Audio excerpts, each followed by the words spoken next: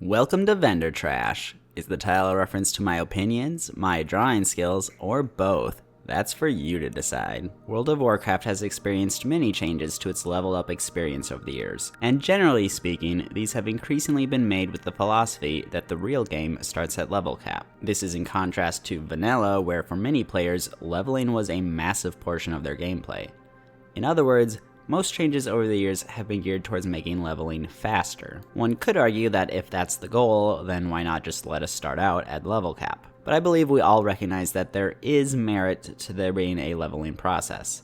At the end of the day, WoW is still a role-playing game, and having to progress through that initial climb is something that few would truly want to be gone. At any rate though, that is where Blizzard has focused its attention over the years.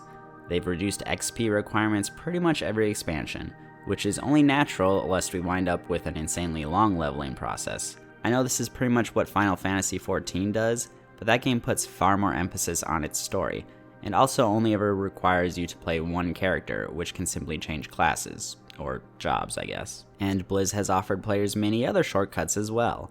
There were bonus XP potions during WoD and BFA, they added paid boosts to the prior level cap to any expansion, something which I've acquired many of through collector's editions but never actually used. They've started 3 of the 4 additional classes to the game near the prior level cap to get you into the new expansion all the quicker. They added heirlooms for your alts, which used to give you bonus XP, but which still serve as consistently powerful gear while leveling and with extra perks. They've added alternative routes to leveling, such as through sitting in a capital city and chain queuing dungeons, or by giving Earthen triple exploration XP so that they level pretty dang far just by flying around. They've had leveling extravaganza events such as the Legion pre-patch and Mop Remix, and they've had less dramatic events that simply give you a flat 20% or so bonus to XP gains. And those are all fine and dandy for the most part.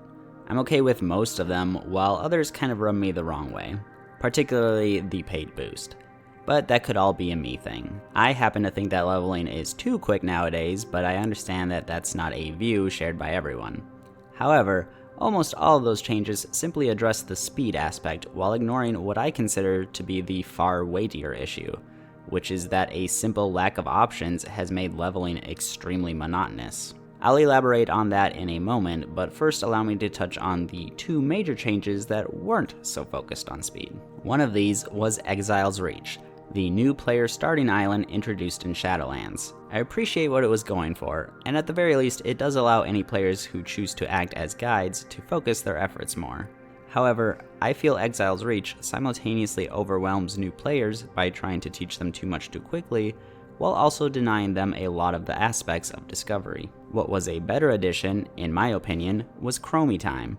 It's perhaps odd for me to say that since I've never actually used it, but my understanding is that it's essentially a more guided way to level in any given expansion, or combination of them, instead of having to track down wherever the heck you would normally start them in the natural world. I have heard complaints such as it booting you out of it once at a certain level, but on the whole it feels like a very positive change that allows players to customize their leveling experience. So Chromie Time is great, but it's got a huge flaw to it, and I believe fixing that flaw would be the easiest change for Blizzard to make for the most benefit.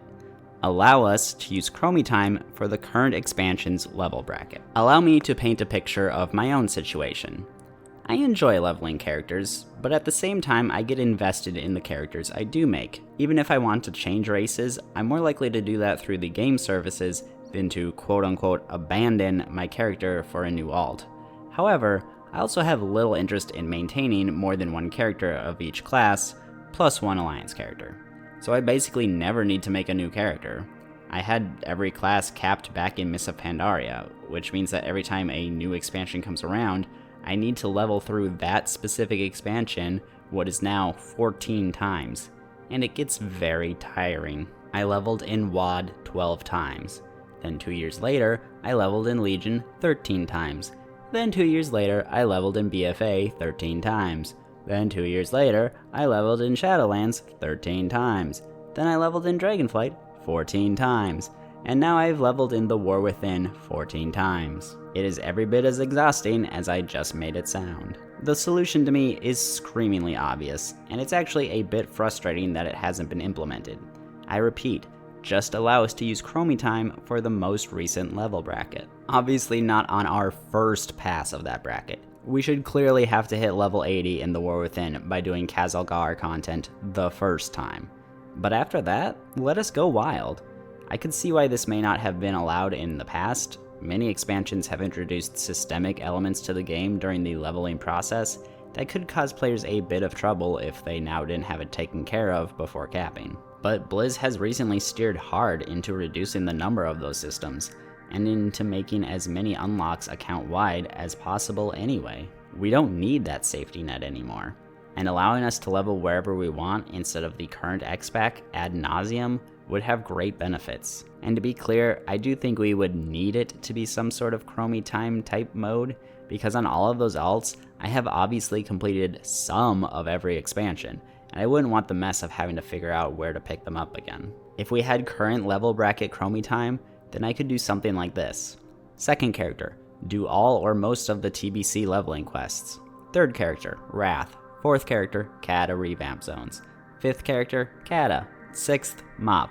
And so on to the point where I could re-experience most of WoW's story every 2 years. Well, it probably wouldn't work out that precisely, but as long as the zones remain fairly modularized, there wouldn't be much issue. It's kind of wild to me that I haven't touched Kata leveling content since Mists of Pandaria, or WoD questing since WoD.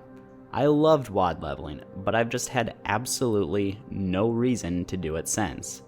Also, I understand that former level cap campaigns and patch content is unfortunately harder to implement this way, so I wouldn't expect it to be easily accessible.